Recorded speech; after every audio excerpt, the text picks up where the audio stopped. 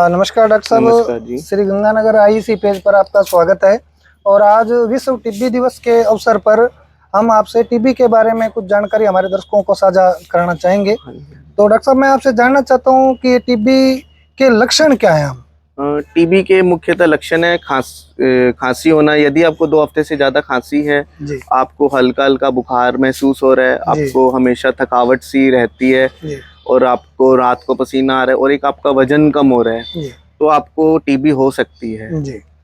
तो दूसरा मैं डॉक्टर साहब जानना चाहूँगा कि टीबी की जांच क्या अपने यहाँ स्थानीय स्तर पे होती है या बाहर करवानी पड़ती है। टीबी की जांच अपने कोई भी सरकारी अस्पताल में बलगम की जांच होती है और जी एक्सरे होता है। जी इससे अपने को टीबी पता लग जाती है कि अपने को टीबी है या नहीं है। जी। दूसरा इसका डॉक्टर साहब इलाज जो है फिर वो यहीं पे ही संभव है या बाहर जाके करवाना पड़ता है। इलाज इसका अपने हर सरकारी अस्पताल में फ्री है पूर्णतः, और 6 महीने का इलाज है। तो और इसकी 100% क्योरेबल है। मतलब इसकी विशेष बात यह है कि मतलब एकदम सही हो जाती है। यदि आपने सही ठीक तरीके से इलाज लिया है जी तो एकदम ठीक हो जाती है। जी।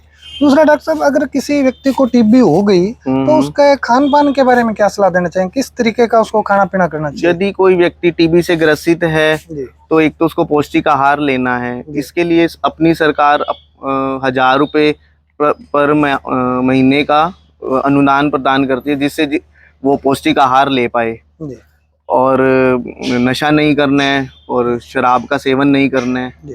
बस यही है। दूसरा डॉक्टर साहब, जब अगर किसी व्यक्ति को टीबी हो गई तो उसको क्या क्या सावधानियां रखनी चाहिए, क्या परहेज रखने चाहिए। यदि कोई टीबी से ग्रसित है व्यक्ति, उसको एक तो मास्क का उपयोग करना चाहिए, जी और जो उसके साथ वाले हैं, उसके घर में रहते हैं, जी उनको सभी को एक बार टीबी की जांच करा लेनी चाहिए। जी और इसके लिए एक सरकार ने नया इंजेक्शन निकाला है, CYTB। जी जो टीबी के कॉन्टैक्ट्स हैं उनको अपने लगाते हैं, जी तो उससे पता लग जाता है कि वो टीबी से ग्रसित है या नहीं है। जी तो यदि कोई टीबी से ग्रसित मिल जाता है तो उसको टीबी का इलाज दे देते हैं, नहीं है तो एक इलाज देते हैं TPT का, जिससे टीबी ना हो। जी तो ये भी एक बचाव का बहुत अच्छा उपाय है। जी जी।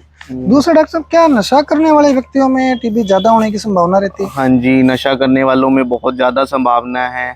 शराब है और धूम्रपान है, इसे बहुत जल्दी टीबी होने की संभावना रहती है। जी धन्यवाद डॉक्टर साहब। मैं हमारे दर्शकों को आग्रह करना चाहूँगा कि अपने जब भी कोई टीबी का लक्षण लगे तो तुरंत उसकी जांच करवा लें। ये जांच पूरी तरह निःशुल्क है, इसका इलाज पूरी तरह निःशुल्क है और इसके उपचार में बताई हुई बातों का पालन करें ताकि हम स्वस्थ रह सकें और देश को टीबी मुक्त कर सकें। धन्यवाद। धन्यवाद।